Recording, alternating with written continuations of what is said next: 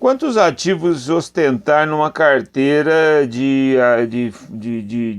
fundo imobiliário e de ações na Bolsa de Valores? Essa é uma das dúvidas muito comuns dos investidores. Então, eu gostaria de avaliar com vocês o seguinte. Em primeiro lugar, eu sou o William Cruz, esse é o canal Dinheiro e Companhia. Já faz a sua inscrição para não perder um conteúdo importante que venha aparecer aqui no canal. E outra coisa, já deixa o seu comentário. Fala o seguinte para mim. Quantas ações você tem, quais são as empresas que você investe e quantas são quais são os fundos imobiliários que você gosta, se você faz investimento em fundo imobiliário. Faz um comentário aqui a respeito de como é a sua carteira, né, de ações, tá? Primeira coisa, eu posso ter uma ação que vai muito bem e uma outra que vai muito mal, ou seja, o importante para o leigo no assunto, para quem não conhece muito de bolsa de valores, fundamental é a diversificação. Você pode errar na escolha e a sua ação pode render pouco. Você pode acertar bastante e aquela ação render muito. Então, na média, o que acontece? Você equilibra e você não perde. Então, mesmo que você tenha bons critérios de avaliação, o seu risco de errar é evidente e é extremamente eu diria, possível, né?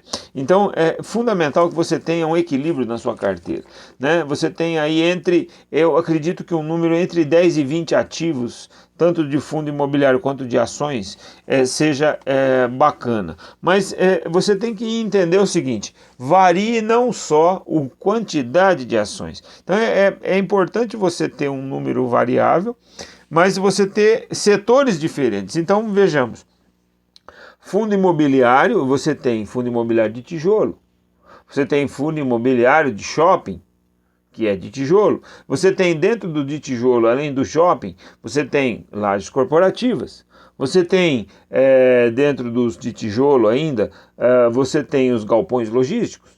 Aí dentro dos fundos imobiliários você tem o setor de papéis, que são as cédulas de recebíveis, são de financiamentos de empreendimentos, você tem os chamados FOFs, os fundos de fundos, você tem também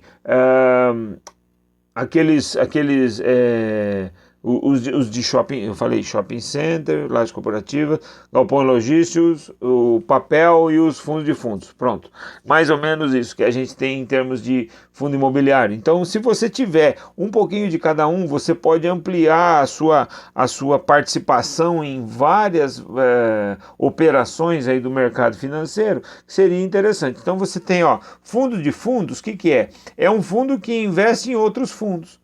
Isso faz com que a sua diversificação seja muito grande, né? Então a sua tendência de não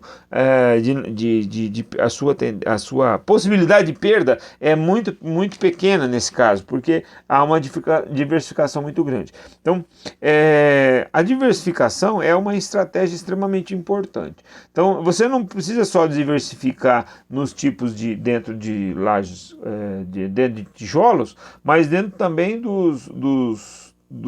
tem os de tijolos, tem os de papéis, tem os de fundos, são os fundos de fundos, e nós temos também os de galpões logísticos, que eu já falei, enfim, aí essa diversificação de tipos de investimento dentro dos fundos. Você também tem que levar em consideração o portfólio de determinado fundo imobiliário. Quando a gente fala em fundo imobiliário, a gente tem que lembrar que o fundo imobiliário ele tem um alvo, alugar aquele imóvel. Então você não pode ter um só inquilino. É importante ter vários. Então, fundos que são monoinquilinos são extremamente arriscados, porque se houver vacância, é 100% de vacância. Entende? Então, você tendo mais de um inquilino, da mesma forma, você ter um só imóvel. Imóveis também é arriscado, porque você tem fatalmente um só inquilino, né? Ou de repente você tem vários inquilinos, mas é um prédio só, então não tem variação aí. Então é importante que o portfólio seja diversificado e é importante também que o número de locatários aí, de inquilinos, melhor dizendo, seja grande, tá? Seja variável. Então é isso que eu tinha para hoje. Outra coisa, eu esqueci. Eu ia falar também das empresas. Então, como que você faz a sua diversificação? Separa lá 15 empresas, mas de setores diferentes. Então, você vai falar do setor elétrico. Tem de transmissão, produção, geração, distribuição e venda, comercialização. Então você tem 4 setores nos elétricos. Eu gosto muito da de transmissão, que é a mais perene de todas. São contratos de 30 anos, são contratos extremamente previsíveis, porque são reajustados pela inflação, não estão vinculados à quantidade de energia transmitida, mas está vinculado à disponibilidade da rede. A rede tem que estar lá disponível para transmitir quanta energia for. E ela é previsível, porque você tem contratos longos, com mais de 20, 30 anos, e você pode ter essa previsão de quanto é que vai receber, certo? Então, energia elétrica. Bancos é um outro setor muito bacana, porque não vivemos sem. Bancos, energia, saneamento básico. Então, empresas de saneamento básico, quem tem saneamento não fica sem. Quem tem esgoto, tem água encanada, não fica sem. E quem não tem, vai ter um dia, precisa ter. Então, você tem possibilidade de crescimento. Então, basicamente isso. Finanças, energia e saneamento básico. Então, você tem uma diversificação bacana e aí você tem também outras empresas que são monopolizadoras do setor. Então, M. Dias Branco, por exemplo, M. Dias Branco, ela é uma empresa muito boa, porque ela praticamente monopoliza toda a comercialização de farináceos, né, no Brasil. Então é interessante isso. Então algumas empresas desse jeito. Não esqueça de deixar o seu like aí e o seu comentário. Quais são as empresas que você gosta de investir?